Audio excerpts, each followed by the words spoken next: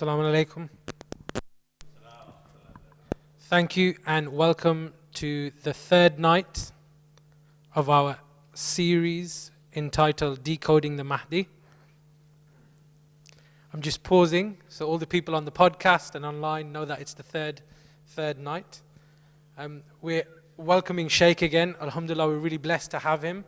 As I said yesterday and the night before, this is primarily an online series, but alhamdulillah, 7 o'clock start and we've got a number of you here physically with us, and the invite is open to all as well. If we can now welcome Shaykh to the minbar, he's going to talk today about the existence of the Mahdi. Salawat.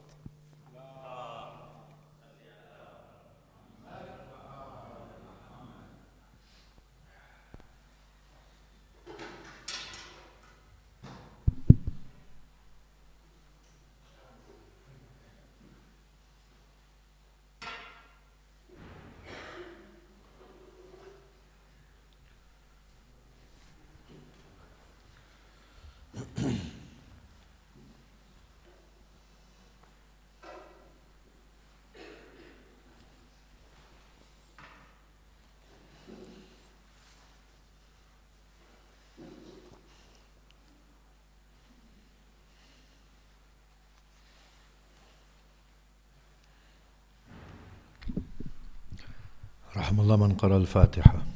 بسم الله الرحمن الرحيم مالك يوم الدين إياك نعبد وإياك نستعين الصراط المستقيم صراط الذين أنعمت عليهم غير المغضوب عليهم ولا الضالين. أعوذ بالله من الشيطان الرجيم. بسم الله الرحمن الرحيم. الحمد لله رب العالمين الذي هدانا لهذا وما كنا لنهتدي لولا أن هدانا الله، والصلاة والسلام على أشرف الأنبياء والمرسلين شفيع ذنوبنا وطبيب نفوسنا وحبيب قلوبنا أبي القاسم محمد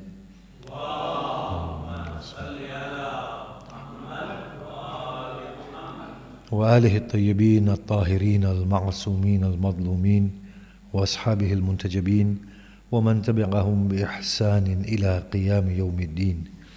بسم الله الرحمن الرحيم. رب اشرح لي صدري ويسر لي أمري واحلل عقدة من لساني يفقه قولي. أما بعد، السلام عليكم جميعا ورحمة الله وبركاته. أعظم الله أجورنا وأجوركم بمسابنا بأبي عبد الله الحسين عليه الصلاة والسلام. We left yesterday's discussion on the question as to whether a physical Mahdi exists. We gave the argument of the people who oppose his physical existence by saying that there isn't sufficient evidence for his existence. In fact, the contrary evidence is available that he does not exist. Then we gave a little bit of an argument for his existence, but not looking at the historical texts, however, looking at other texts that may prove his existence differently. Now, we want to go through this again now in a very elaborate manner. And if he is, then where is he and what is his role at present? So now we have this, that if the Mahdi was there, then why did the Shias go through this whole period of confusion or hayra? If he was there, then why did the Shias not mention the ahadith, the 12 Imams will come by name? These were their objections. And then from the group of Shias, why wasn't the one that followed this particular trend of thought bringing out forcefully the counter-arguments against the other groups of Shias that existed at that time at the end of the minor occultation? And then of course the claim that we have searched for the Mahdi and we can't find him anywhere. Now what are the reasons why the Mahdi would have remained hidden or his birth? We said the aunt of the Imam said at one point, yes, he's taken birth. On the other hand, she said he hasn't taken birth. So the first question comes is that, well, what was the reason for hiding him in the first instance? Now, you heard yesterday that the Prophet said that there will be 12 chiefs, all of them from Quraysh. The Prophet has also said that Mahdi will come and he will be from my lineage or from the children of Fatima. The Prophet also said that this Mahdi will put an end to all forms of oppression and fill the earth with peace and justice. Now it's quite possible that this is something that caused concern within the minds of the 11th Imam and his close family. That the Bani Abbas may have put these things together, that they are saying that the 12th one is the final one. And the Prophet said that the 12th or the final one, who will be my son or child or whatever, in their minds, they might have equated that particular Mahdi that the Prophet was talking about with the 12th one, and hence they feared for their own existence. And fearing for their own existence would have then led them to execute the Imam, and that is a sufficient reason for hiding the Imam. And I find this extremely plausible and possible. Now somebody might say, well, what about God? Could God have not saved him? I will say yes, but the way God works is through humanity. God saves Musa, but the mother of Musa has to make a little basket. With a heavy heart, she has to put him inside the basket and put the basket in the river, not knowing with full security as to whether he is going to be drowned or he's going to be sailed to safety and somebody is going to pick him up and raise him. These were all human endeavors. So God works through the folds of humanity. So yes, there was cause for concern and fear and for taking precaution. Now, the other objection was that these 12 Imams are not mentioned by name, because if they were mentioned by name by the Prophet, as the Shias claim, then there would not have been any feuds after the death of an Imam as to who is the next Imam. And we witnessed this right down the succession of Imams from Imam Hussein all the way till the 12th Imam, with the exception of Imam Sadiq. Now here we can say, possibly the names of the Imams were not given by the Prophet, but the fact that a preceding Imam designates his successor should be more than enough to satisfy us that these were the Imams. Now according to this skeptical view that the Imams were not named, and therefore we cannot be sure of the righteous claim of any Imam apart from the 5 personalities, because the 5 personalities are mentioned. After the Prophet, Imam Ali, Bibi Fatima, Al-Hassan, Al-Hussein, they are mentioned. The 5 people of the cloak or the Ahlul Bayt, they are mentioned by name and everybody knew who they were. Anyone after that, their legitimacy to Imamat, we do not know. The answer is that this skeptical position will then cast a doubt on the Imamat of Baqir and Sadiq Salamul Alayhima, when we know full well, when we look at their lives, that they are so impeccable in terms of their knowledge base and so accurate that no human mind would be able to grasp the things that they grasped. Where did this knowledge come from? And then the later Imams as well, in terms of the things that they were talking about cosmology, about futuristic technology, about future predictions and prophecies, about science. Who could have known these things? In fact, if you look at Ibn Arabi, who is seen as the grand doctor, the grand Shaykh, when he talks about cosmology, he copies Aristotle and gets it pathetically wrong. With all due reverence to Ibn Arabi, with all due reverence, the man was great beyond comparison. But here is Imam Sadiq Salamullah alayh. He talks about the cosmos and its dynamism and its motion in such a brilliant way that today's scientific findings and astrophysical findings, we say, are actually in line with what he said, or what he said was in line with what we are seeing now.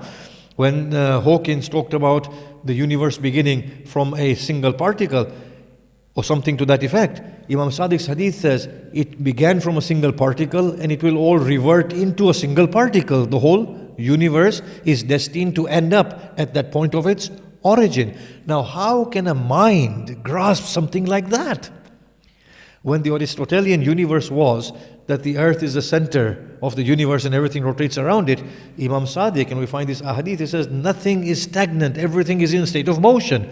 The sun traverses 7 oceans within an instant. At that point, science did not know that the sun rotates in its own houses or upon its own axis. So where did this phenomenal knowledge base come from? In addition to that, the Imams after Al-Hussein, from his progeny, the 8 Imams, They are all people of impeccable character. There are testimonials that they were pious. They were abstemious. They were filled with knowledge. They were people who were caring. And then if you look at the texts that surround Imam Sadiq onwards till the 11th Imam, they were all opposed to sectarian strife and tension. Only a righteous guide would be opposed to sectarian strife. Anybody less than them would want to emphasize a sectarian point in order to give themselves that ability and worth and respect and authority. Today, even in today's world, when we look at people, they normally knock at other people, create divisions in order for them to prevail within their own circles. So it is unbelievable that these people were not the Imam. So if the hadith of the 12 is agreed upon from the Sunni sources, and if the notion of Mahdi is agreed upon, that he is from the sons of Fatima, and then if we were to say that the guides that are divine or divinely appointed are people with brilliant knowledge and exquisite character, then we will have to conclude that these are the ones that we have. These are the 11 Imams, and now today we go into the story of the 12th Imam and his existence and whatever surrounds that particular notion. And as I said, it's not necessary that the Prophet would have said their names if this is something that is to be disputed. Every preceding Imam can designate a succeeding Imam, and that is perfectly fine in terms of them being Imam. Now, the people who defend the notion of 12 and the 12 Imams, they normally say, after the hadith of the Prophet, that we have this number 12 always reoccurring in history. Certain prophets had 12 disciples. Joseph saw the dream of the stars, 11 stars, and he was the 12th one. We have the tribes of Moses, they were 12. And if it can be established that the prophets before the Prophet Muhammad sallallahu alaihi wasallam had 12 disciples, then why should this tradition of God break when it comes to the final prophet? And especially when the Prophet himself said that I will have 12 chiefs after me, or there will be 12 chiefs after me. Salawat.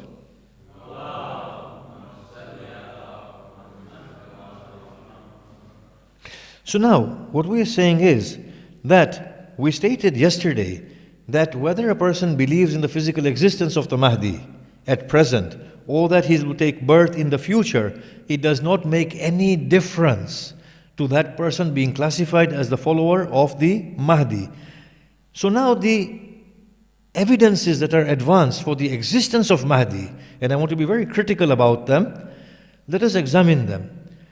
The verse of the Quran, وَلَقَدْ كَتَبْنَا فِي الزَّبُورِ مِنْ بَعْدِ الذِّكْرِ أَنَّ الْأَرْضَ يَرِثُهَا عِبَادِيَ الصَّالِحُونَ. And indeed, we prescribed within the Zabur, after the dhikr, that the earth will be inherited by my righteous servants. And I think Ayatollah Mutahari also quotes this verse in one of his lectures. But the problem here is that this is a general verse. It does not talk of Mahdi in particular. And two, even if it's talking about Mahdi, it is oblivious to the existence of Mahdi at present or the future coming of Mahdi. Then we have Shia and Sunni sources, both quoting at certain points that the 11th Imam had a child. That child, we know of him till the age of 5. After that, we do not know of him. Now the rebuttal here from the antagonist is that the Sunni historians may have got it from Shia sources. And therefore we are back to the same point, that the Shia sources themselves cannot establish that certain event took place. Of course, our rebuttal to that was that Imam Hassan Asghari must have told his close associates that he has taken birth.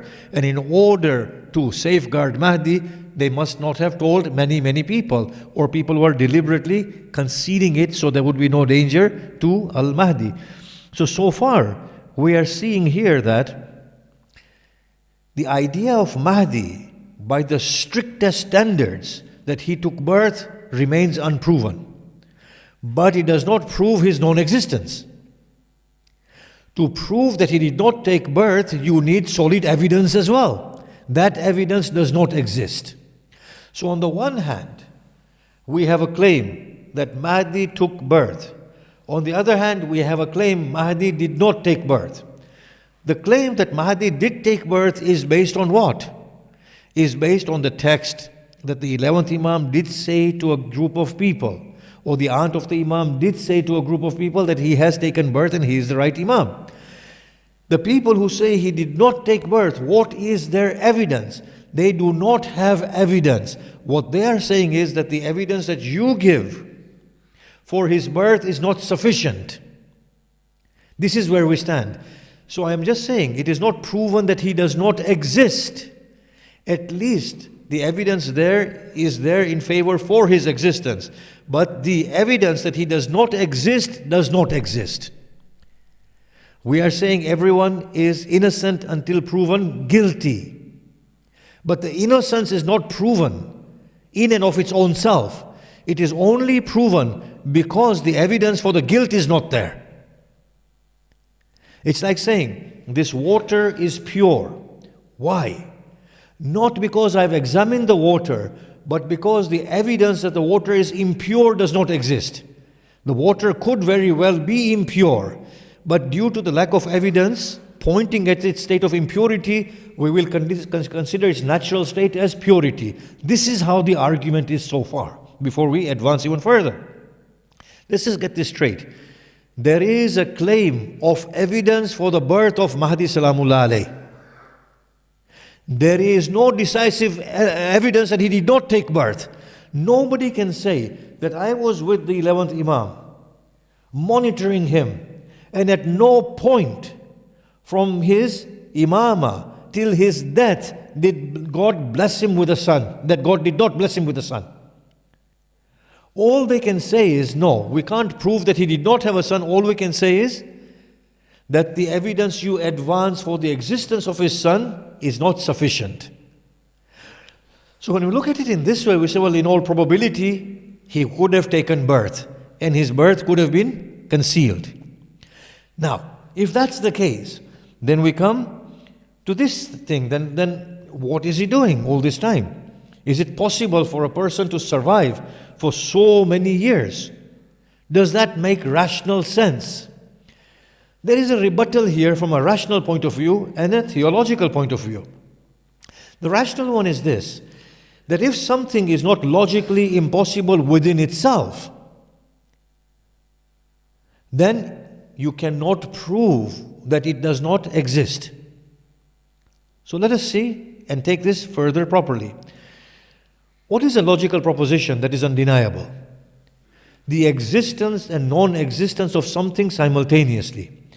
I can't make a claim that this iPad with a pink cover, incidentally, that I place in front of you, it just shows, you see, I believe in egalitarianism, that this iPad with a pink cover that I place in front of you both exists and does not exist at this very instance. It's either or. It either exists or it does not exist. It can't be both. It exists and does not exist. That proposition is a logical proposition which is an impossibility within itself. The existence of a person for 2,000 years is not a logical impossibility. It's a physical impossibility right now. It's like somebody saying, I cannot go to the sun because it will burn me. That is a physical impossibility. But nobody can make a claim that sometime in the future there will not be crafts with material that can withstand the heat of the sun, and human beings will be able to penetrate through the burning surface of the sun. That will become a possibility within a distant future. It's not a logical impossibility. Can you see that? No matter how absurd the proposition may be, so long as it's not a logical impossibility within itself, its possibility, physical possibility, remains open. So the longevity, the long life of the Mahdi is not a logical impossibility. The longevity of Mahdi is not a logical impossibility. At this point in time, due to our inability of conceiving how to prolong life for that long, it might be a physical, medical, scientific impossibility. But since it is a logical possibility, the doors remain open for us to explore. That is the logical argument and rational argument. On the other hand, think about it very, very carefully. The Quran talks about the life of Khidr. Every Muslim, by their belief in the Quran being ordained by God, will have to concede that Nabi Khidr is alive and his life is probably by now 10,000 years old. So the Muslim doesn't have a problem in believing that Khidr is still alive for the last 10,000 years. Then in Surah Al-Kahf, we read, Allah talks about the people of the cave, in which they slept for 300 and something years. Then they awoke, then they are back to sleep. So a Muslim cannot deny that the people of the cave are still alive and they are asleep. Similarly, the very, very lengthy life of Nabi Nuh. We believe in the lives of all of these people based on the utmost evidence that cannot be denied, and that is the Quran. Since it is not a logical impossibility, we say it's possible, and Allah knows how. And in the future, we also might understand how to prolong a human being's life. Indeed, we are talking right now about arresting the aging gene and prolonging the life of a human being. So it shouldn't be something that fantastically amazing for the minds to grapple with. Now you go to the Sunni literature. They say that Dajjal is in existence. He was seen at the time of the Prophet, and he is chained up, and he will be released at a given time. And at that point he will emerge, and he will come. Then again, we believe in the long life of Iblis. Iblis pleads with God. He says, "Oh God, keep me alive till the day of Qiyamah." God says, "You will be alive till a prescribed time." But he increased his life. So we see theological text replete with lengthy lives of people who are still alive, who have not died, and who have been alive for thousands of years. So that too does not pose a problem. What I'm saying here is, putting all of this together will then suggest to us that it is not far-fetched to believe that a child took birth, the son of Hassan al-Askari salamullah alayh, and is still there. And is still alive. How is he alive? We need to explore this. So the very first thing we ask here is that, well, if he is alive, what is his purpose? What is he doing? Now there are several theories we can advance for this. First is the one that Ayatollah Baqar's Sadr advances.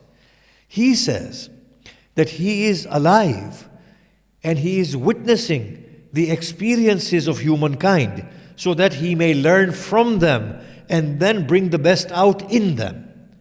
Now this falls in line with our theory of the conceptual Mahdi, that the conceptual Mahdi means that humanity is evolving with its experience and knowledge base. And it's trying to get it right, purge the Dajjali element from itself, and only allow the Mahdi element to prevail. This makes perfect sense, that the Mahdi is learning through an ongoing process of witnessing the human community grow. The other thing that is there is an evidence for why he should be alive now and such a lengthy life is one thing that is attributed to one of the Imams. One of the Imams said that Allah did not want Mahdi to have bay'ah of any other leader above him. He said, all of us have done bay'ah. Now I know people normally are taken aback when we say this. The hadith says all of us have done bay'ah. Allah did not want him to do anybody's bay'ah. But bay'ah does not mean what we naively understand, to acknowledge somebody's authority as a divine guide. Bay'ah merely meant that I will not mount an opposition to you during your leadership. That's all bay'ah meant. And the proof for that is what Imam Ali salamullah alayhi says in Nahjul Balagha. He said, Talha and Zubair pledged allegiance to me, and then they broke and fled. Because Talha and Zubair joined with the forces of Bibi Aisha. and they fought against Imam Ali. And that was the breaking of bay'ah. Bay'ah meant that I will not oppose your authority for as long as you are within power. I will not mount opposition or mobilize people. That's all bay'ah meant. And if you can see this, this makes perfect sense. None of the Imams agreed to mount opposition against any of the Khalifas. Imam Hussain Salamullah alayhi refused bay'ah of Yazid. And that gave him the legitimacy by the principles of the time to mobilize a force to oppose Yazid's authority. But had Imam Hussain pledged bay'ah, allegiance, he would not have had that right. Although he would not have claimed Yazid to be a divine guide, but he would not have had a right to oppose Yazid. That is another theory that comes through. The other theory is that Mahdi is in the realm of Khidr. They are in some realm of their own. They are working away, they are doing whatever they are doing, we don't know how. We just know if he is there, he is somewhere there. The other idea is that the existence of Mahdi at present is utmost necessary due to the theory of the complete human being. Now, I don't think we need to go through this, but because I've mentioned it, I'll just allude to it. The theory of the complete human being, according to the philosophers, is that when God creates, He creates sequentially. How? The hadith says that the first thing Allah created was intellect. The Prophet Muhammad ﷺ has said, the first thing Allah created was my light. And through the mediation of that light, everything else was created after. Why should Allah subhanahu wa ta'ala bind Himself to create things only in this way? The answer is that one person can only do one thing, and from there multiplicity comes. The simplest example I can give to you is that when you shine a torch, that torch will give light till the end of the hole, but it emanates from a single point of intensity of light, and then that gets diluted as it goes onwards. But it comes through that single point of intense light, and then it gets diluted. And that's the nature of this world. They call this causation. When you throw a pebble inside a pond, it creates an initial ripple. That ripple then has an effect of creating more and more and more ripples until they reach the ends of the pond. So they are saying here that you need a perfect being that carries the light of God and is able to shed that light of God so that the rest of the world can be created.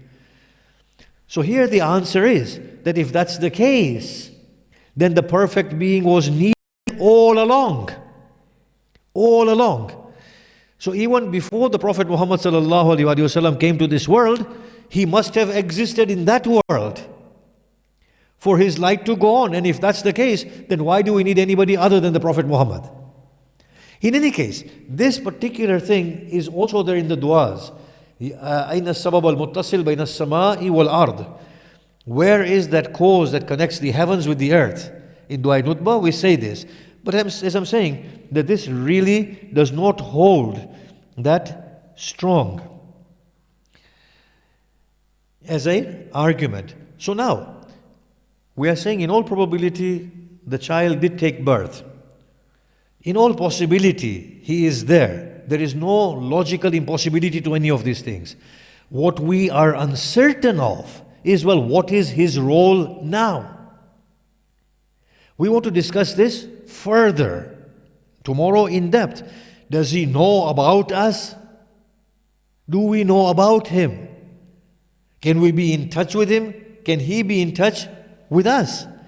All of these questions need to be answered. So for today we ask this question. Well, what is the function of Mahdi at present? Is Mahdi needed physically right now? Can his role be replaced by anybody else? The reason why I'm saying this is that the Ismailis are saying we have a physical Imam. You have a hidden Imam, we have a physical Imam. The Bohras are saying the Imam is hidden, but it's unlike the Mahdi Imam. Their Imams take birth and die, take birth and die, take birth and die, but communicate via the da'i to the world. Yes? The Shia theory is that the Imam is in occultation, but he has representation on earth in the form of the mujtahid or the wali of faqih. Or these are the sort of ideas we have within the folds of the Imami. So the Ismailis are saying there's a physical Imam. The Bohras are saying the Imam is concealed. He has a natural lifespan. He takes birth and dies, birth and dies, birth and dies. But then he communicates through the da'i. And the Ithna Asharis are saying the Imam is there represented by people. So now I'm going to ask a question. What is the function of the Imam in this occultation? Can it be performed by other than the Imam? If it can be performed by other than the Imam, then the Imam has no function at present. Can you see that? If the Imam has to communicate the function to the people who are representing him, so that that function is accurate, then our theory fails and the Bohra theory holds. That the da'i is always receiving communications. And the da'i is acting exactly in accordance with what the Imam wants at present. Because our marajas and ulama do not claim that they are in direct communication with the Imam, as you will see tomorrow. That there is no direct communication, and absolutely the doors of communication are closed, as you will see the ideas coming through tomorrow. On the other hand, the Ismailis are saying the Imam is here right now. Now I'm asking a simple question. The role of the greater Mahdi is to deliver humanity at large, as we stipulated yesterday and day before. If the role of the Mahdi is to deliver humanity at large, then we ask, the Shia representation of the Mahdi is not delivering humanity at large. So it's not functioning in the place of the Mahdi. The Bohra da'is are not delivering humanity at large, so they're not functioning in place of the Mahdi. The Ismaili Imam is not delivering humanity at large, so he's not performing the role of the Mahdi. So we will say all these three groups are performing the role of the minor Mahdi, not the major Mahdi. Because we did say that every prophet is a Mahdi, every Imam is a Mahdi, every reformer is a Mahdi. Because anyone who wants to bring about reform in whatever capacity is known as the Mahdi. But the ultimate Mahdi is the crowning glory of humanity. As the Prophet said, يَمْلَأُ الْأَرْضِ قِسْطًا وَعَدْلًا. He will come and fill the whole of the earth with justice and equity. That Mahdi, the eventual Mahdi that we claim is the 12th one, his function is for the global human, not for a group of humanity. He's not confined to the Shias as opposed to the Sunnis, or Shia Isnashir as opposed to the Ismaili or the Bohra, or Christians and Muslims or secularists. His function is for the entirety of humanity. As we said, the Mahdi element and the Jali Amil element are intertwined. As they purge themselves from each other, and as they culminate in the culminating glory, there will be two distinct poles within humanity. The Dajjali pole and the Mahdi pole. The Mahdi pole will be represented by this glorious individual known as the Mahdi. The other pole will be represented by this equally gloriously actualized intellect known as the Dajjal. So therefore we will say, if the Mahdi is in occultation right now, what is his function? We will say his function, whatever it may be, in terms of governance on earth, can be performed by other than him at present. Now there might be some mediation of guidance in somewhere that we want to look at tomorrow, but by no means are they the Mahdi. They are performing the minor role of the Mahdi. The major Mahdi comes at a very glorious state, where humanity has ripened as a whole, not only the Shia Isnashris, or the Shia Ismailis, or the Shia Bohras, or the Christians, or the Jews, because the Christians have the same messianic ideas, and so do the Jews. Not the Hindus or the Buddhists or the Zoroastrians, but the whole of humanity as a whole, because we did say that the spread of Mahdi and Dajjal is equal across the board in humanity. They are intertwined. One is the other. They are the same. They are trying to purge each other from each other. So if that's understood, then we say, well, what is the other function of the Mahdi? If it is not that, the other function of the Mahdi, therefore, would be that, well, he is functioning in the sense of he is praying for the well-being of the human community and its growth. This is an idea that you find coming out of the Bohras quite a bit. The Da'i says, I pray for you, and the Imam prays for me. The answer here is that this doesn't seem to be an adequate function. Just praying, unless of course I've misunderstood the function of prayers.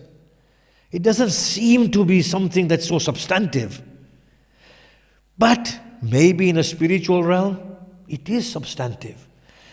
If we were to agree to that, then the story of the complete human being who mediates between God and us becomes more tenable, becomes more forceful and more substantive.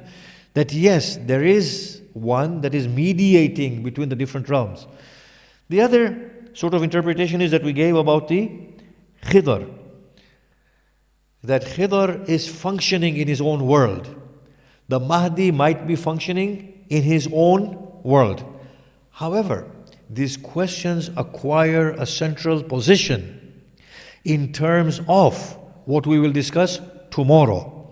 That if we say that Mahdi is there, and then we show the skepticism as to, well, we don't know how he is, or what his function is, then that brings the whole of our theology and our ideas of governance into question.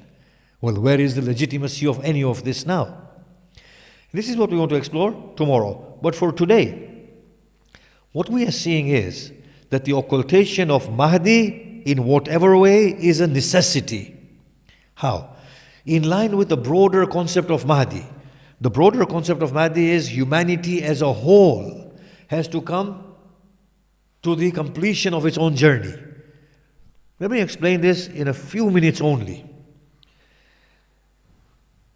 The Prophet said, I am an outer prophet who has come to awaken the inner prophet. When Allah created Adam and the Khilafah and stewardship on the face of this earth, His objective was the success of humanity, not one individual. Why did the Prophet come to guide the people? Because the people had that aptitude of being guided. Otherwise the Prophet would not have come. Why did the Quran come? To address me. That means I am the prime objective, and I am far more important than the scripture. If the textbook is written for me to be guided, that I am far more important than the textbook. Because what is the end game is that I actualize my knowledge through the mediation of the textbook. The utmost success for God and stewardship on the face of this earth is that humanity comes and stands at that glorious level where it itself is the Prophet in its entirety. So the function of Mahdi has to be fulfilled within the ambit of humanity at present before that final leap comes in the form of the physical Mahdi. As we said yesterday, the ahadith talking about Mahdi do not talk about his birth, they talk about his khuruj, coming out. They talk about his zuhur, appearance. They talk about his qiyam, commencement of his missionary role. None of them are talking about his birth. So it seems very much that what Baqir as-Sadr was saying, marhum, might have some weight. That he is learning with the process of human growth and with the passage of time. And humanity has to come to the fruition of its humanness and godliness. Otherwise, the story is a whole failure. So the occultation is necessary. Whoever comes before the final culminating glory of humanity cannot be deemed as the Mahdi, whether he is an Imam, according to the Ismailis, or whether he is the Da'i in consultation with the Imam. It cannot be the Mahdi. They are all minor Mahdis, if at all we can term them in that way. Nor the Mujtahid, nor the Wali Faqih. They are all performing the role of the minor Mahdi until the major one's time is ripened, and that only comes through the growth of humanity at large. Imam Hussein sets off from Medina. He is encountered by Ibn Abbas, Abdullah bin Abbas, in Makkah. Ibn Abbas says to him, Hussein, why do you leave? Why have you left Medina? He said, because these people would have searched me out in Medina and would have put me to death. He said, in Makkah, he said, they will violate the sanctity of Makkah by spilling of my blood. And I do not wish that to happen, and hence I leave them. I advance towards Kufa, for they are calling on to me. The son of Khalifa Umar comes to Imam Hussein, and he says, Hussein, do not leave. He says to Abdullah bin Umar, if your father, Umar Khattab, was alive today, he would have unsheathed his sword and stood behind me defending my claim, as he did so in the case of the Messenger of God. Muhammad ibn Hanafiya greets him. He says, go back and inform the people of what is transpiring. Imam Hussein sets off. He comes to a place where he meets people coming from Kufa. He asks, what is the news of the people of Kufa?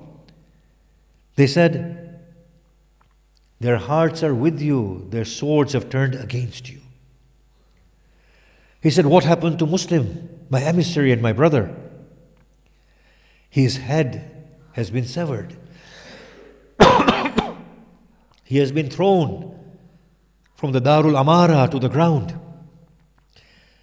His body has been tied with rope together with harney and dragged in the streets of Kufa, and his head paraded from street to street. When Imam Hussein heard this, he said to his fellow family members and companions, camp here for a while. They set up camp. Imam Hussein looked at the children of Muslim and he said, I will no longer expect you to be with me. Your father has given his sacrifice. They said, oh uncle, how should we leave your side? We will accompany you till the bitter end. When the daughters of Hazrat Muslim heard that there is name of their father being mentioned and there is commotion, they came to Imam Hussein. They said, oh uncle, what has happened to our father? Imam Hussein placed his hand upon their heads and he said, oh children, I am your father now. When the women cried and they said, oh, for destitution, the children of Muslims have become orphans. They said, oh uncle, what does it mean to become an orphan? Hussein teared. They went on to their journey. Hur intercepts Imam Hussein. They are led in a direction, and we hear this from the Dhakirin, that Zuljana arrives at a place and refuses to move.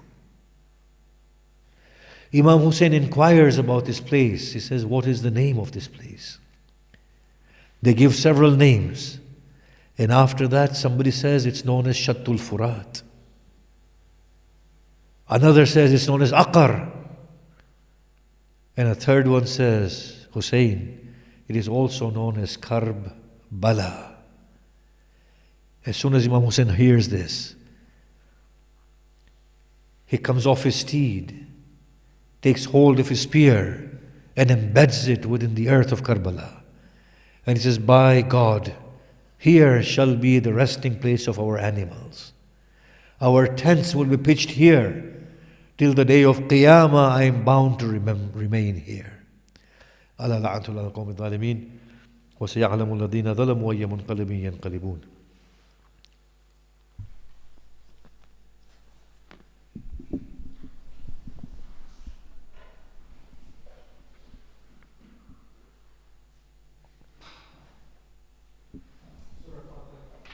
Fatiha.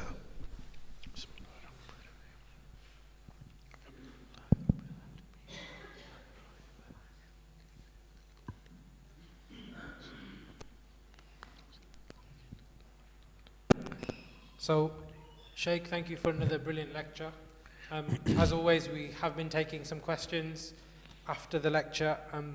The lecture is streamed online at shaykharif.com/live, and you've the opportunity to ask any questions via that website. So even if you're physically here present with us today, you can ask them online.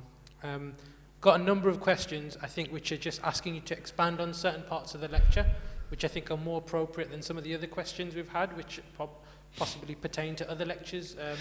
So I'm going to start with those. So the first one was, could you elaborate on the realm of Khizr and that particular argument? And I think even the one after that as well. I actually wanted to know a little bit more about.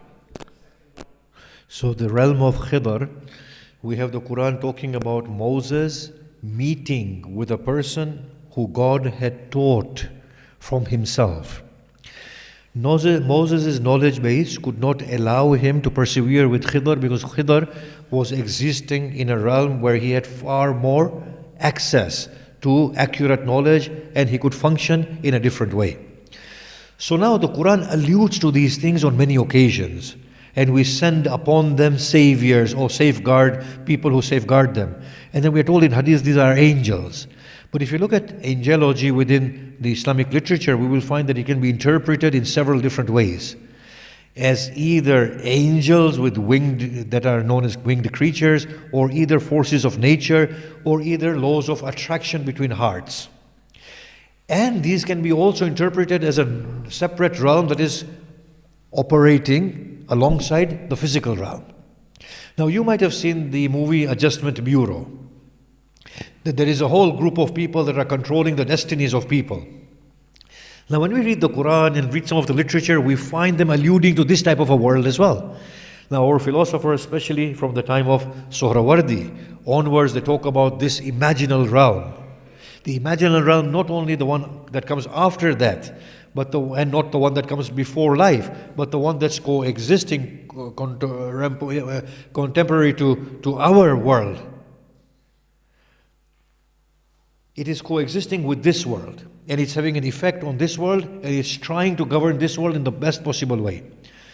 But then again, we find its opposite, its antithesis in Shaitan, that Allah says, him and his qabil, his group, see you from where you see them not. They influence you, and when the shaitans appear to them, they remember Allah quickly so that they are not distracted from the truth. So we find that we find again in the Khidr world, the Mahdi element, and the Shaitan world, the Dajjali element. And they are both operating simultaneously alongside each other with this world, contemporaneously with this world.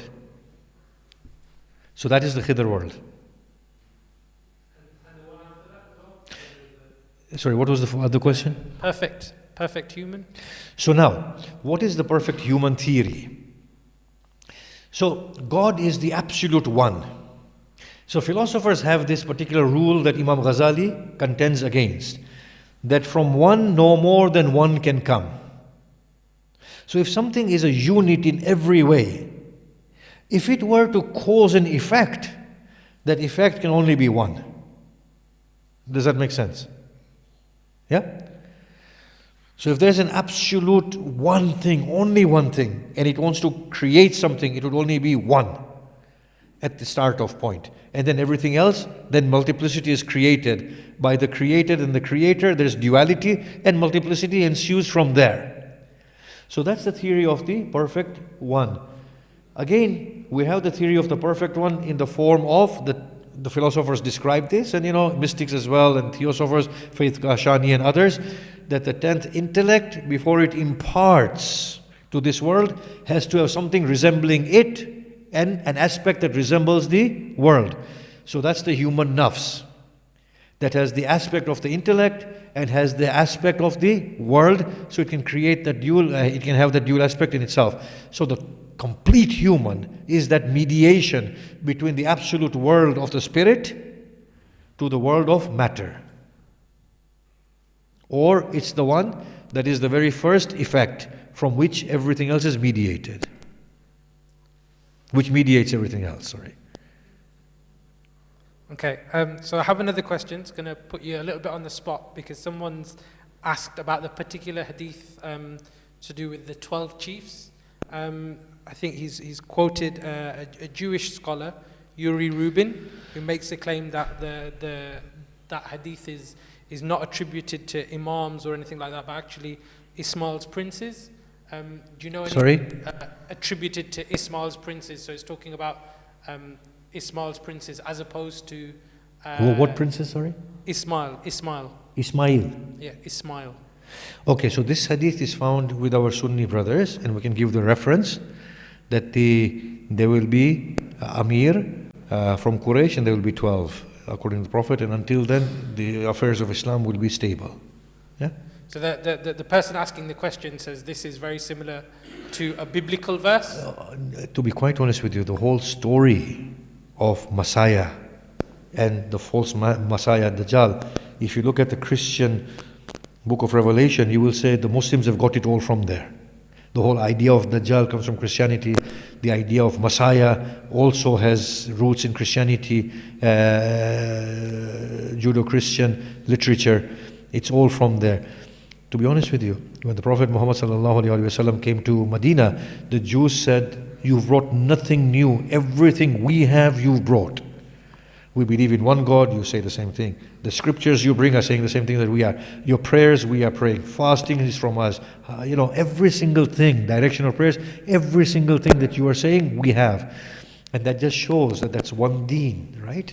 We were talking about this last year in Canada, about one deen elaborating itself in newer contexts. So the Prophet Muhammad said, yes, I brought the same thing again. I'm just renewing it and refreshing it. Yeah, and that's the nature. So the Dajjal, the Mahdi, these teachings have to be as ancient as human history. So it has, Hinduism has bearings of this, Judaism has bearings of it, Zoroastrianism. I'm finding it very difficult to pronounce words today. Zoroastrianism has, Christianity, Judaism, Islam, all of them have it. Yeah. Okay, and the final question, and I think this is a nice segue to the end as well, so the last question. So you've talked about a number of theories today for different parts, the proof of existence, the proof of the different types of present Imam, and the longevity. Which, from your research, is the most proven or is substantiated, if you like, or makes rational sense, in your opinion? You're talking about my personal belief? Yes, your like personal. My very, very personal belief? Personal opinion. I'm not sure if this is the place for it. Okay. So obviously, I subscribe to the 12 Imams as named by the Shia Isna Shri Madhab. And I subscribe to the notion of the existence of the 12th one. And my understanding of the 12th one, I've spoken the rational basis for it. But the deeper, intimate basis is very different. It's of a very experiential nature. But because tomorrow I'm going to prove that anybody's personal experiences cannot hold as evidence for anybody else, I will say that my personal experiences are my personal ones, and they're limited to my own self, and they cannot be given to anybody else, because they don't constitute evidence at all for the listener. Yeah? And we're going to disprove that anybody's personal experiences can become evidence for anybody else tomorrow. Yeah? Fatiha. Bismillah.